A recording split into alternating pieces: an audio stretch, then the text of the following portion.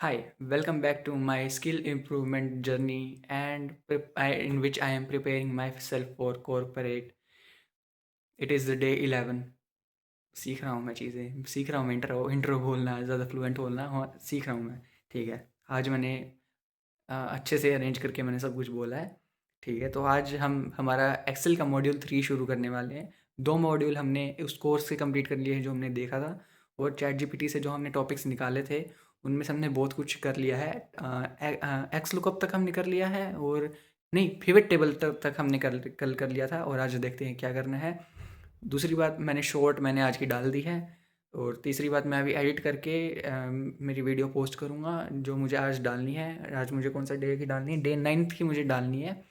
And फिर डालने से पहले मैं अपना आज का काम करता हूँ, फिर मैं वीडियो डालता हूँ। नहीं, एडिट करूँगा फिर डालूँगा, फिर थंबनेल भी बनाऊँगा, फिर मैं इस वीडियो को करूँगा रैप। सबसे सेटिस्फेक्शन मुझे इस चीज़ की आ रही है कि मैंने आज की शॉर्ट बना ली है। सबसे ज़्यादा हेक्टिक काम मुझे वही लगता है कि यार, कम टाइम में बहुत ज़्यादा सोच के बहुत काम की चीज़ बोलनी पड़ती है, एंड जो कि बहुत मुश्किल काम है ऑब्वियसली। एंड फिर एक चीज़ और कि ये जो मेरी बियर्ड है इसको भी मैं ट्रिम कर दूंगा।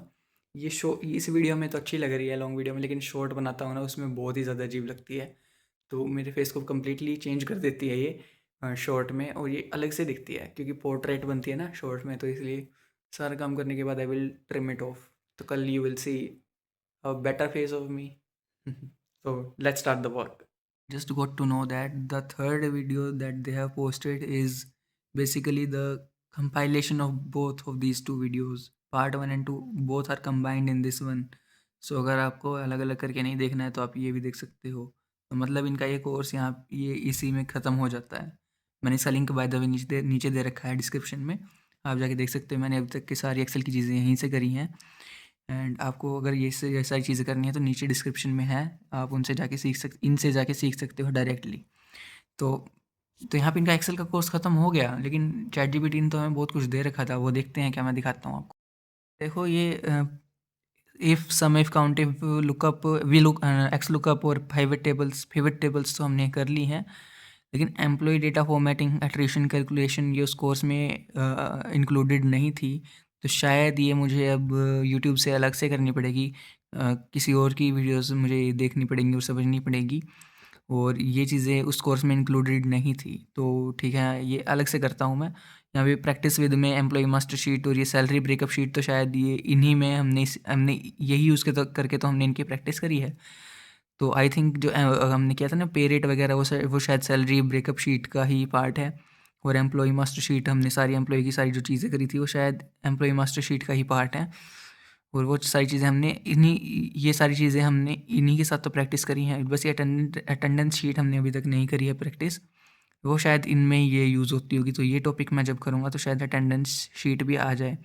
तो चलो शुरू करते हैं, देखता हूँ कहाँ मिलते हैं टॉपिक। तो guys, I was a little wrong. Employ data formatting वही चीज़ होती है जो हमने अभी तक करी थी। मतलब जो हमने वो पता नहीं कौन सी वीडियो में किया था, जिसमें हमने देखो कलर्स वगैरह डाले थे सेल्स के अंदर, एम्प्लॉय की जो डेटा होता है ना, जैसे सैलरी अगर बढ़ रही है तो वो मतलब कंडीशनल फॉर्मेटिंग, हाँ याद आ गया ना, कंडीशनल फॉर्मेटिंग वाली वीडियो जाके देखना। वो यही चीज़ है, हमने यही चीज़ उसमें करी थी। मतलब ये उसका एक वाइडर वो है। तो इसके अंदर कंडीशनल फॉर्मेटिंग इसी के अंदर आ जाती है, तो ये हम कर चुके हैं ऑलरेडी। और अट्रिशन कैलकुलेशन में और कुछ भी नहीं करना हमें।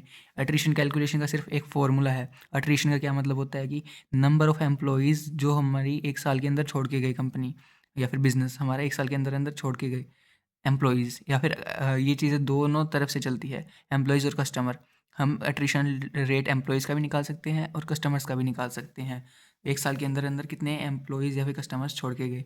तो यहाँ पे मैंने एक वीडियो देखी, और यहाँ पे ये देखो, यहाँ पे इन्होंने बताया है एट्रिशन का कैसे करना है। ये बहुत ही सेम चीज़ है, बस एक फ़ॉर्मूला, ये फ़ॉर्मूला लगता है। ये सारी चीज़ें हमें गिवन होती हैं, ठीक है। ऑब्वियसली कंपनी में काम करें तो हमें डेटा तो गिवन होगा ही।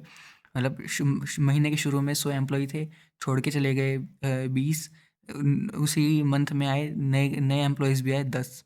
मतलब 20 छोड़ के 100 थे, 20 छोड़ के चले गए, 10 नए आ गए, तो टोटल कितने हो गए 90। ठीक है। तो यहाँ फिर इसका फॉर्मूला ये है, employees left during the month. 20 employee छोड़ के गए थे हमारे, तो वो यहाँ पे 20 आ जाएगा। फिर यहाँ पे A+D, यानी A+D शुरू में कितने थे और मंथ के एंड में कितने थे, उन दोनों को जोड़ना है 100 + 90, इनको जोड़ के उनको डिवाइड कर देना है 2 से। 2 से डिवाइड कर देंगे 100 और 90 को डिवाइड करेंगे हम 2 से, तो क्या आएगा। यहाँ पे कैलकुलेशंस ईजी करने के लिए मैंने कैलकुलेटर खोल लिया है। तो यहाँ पे 95 इज़ द आंसर।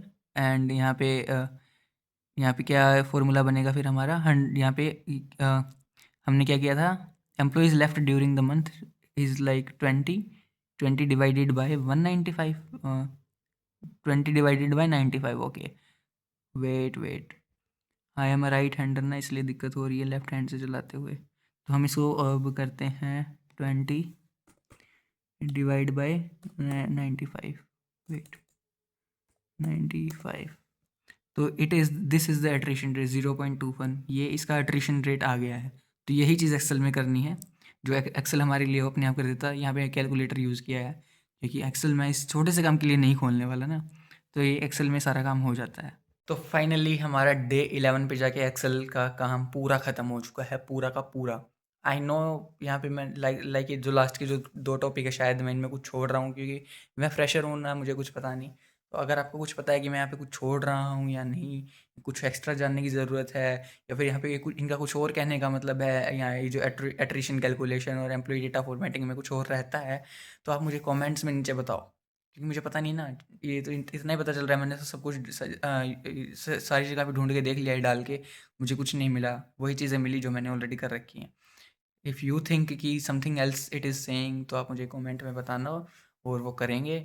और मुझे नहीं लगा था यार आज की वीडियो इतनी छोटी होगी, इतनी ज़्यादा छोटी कुछ भी नहीं था आज की वीडियो में। तो मैं चाहूँ तो मैं अगला एटीएस से शुरू कर सकता हूँ अभी, एटीएस, लेकिन मैं चाहता हूँ अलग सेक्शन में ही रहे, अलग वीडियो में बने, सारी चीज़ें क्लासिफाइड रहे हैं वीडियोज़ में। तो यहाँ पे ऑफिशियली एक्सेल यहाँ पे ओवर होता है। इसने दिखा रखा था कि हमें इसे कंप्लीट करने में लगेंगे 3 से 7 दिन, मतलब 3, 4, 5, 6, 7, 5 दिन लगेंगे। लेकिन हमें इसको लग गए बहुत ही ज़्यादा दिन, उससे ज़्यादा। तो अब हम शुरू करने वाले हैं एटी रिक्रूटमेंट एंड एटीएस, जो कि कल वाली वीडियो में आएगा। आज के लिए बस इतना ही है। तो मैं अब मिलता हूँ आपसे कल अगली वीडियो में। और अब मैं करता हूँ वेरी वीडियो एडिट जो मुझे आज पोस्ट करनी है, then I will post it. So bye.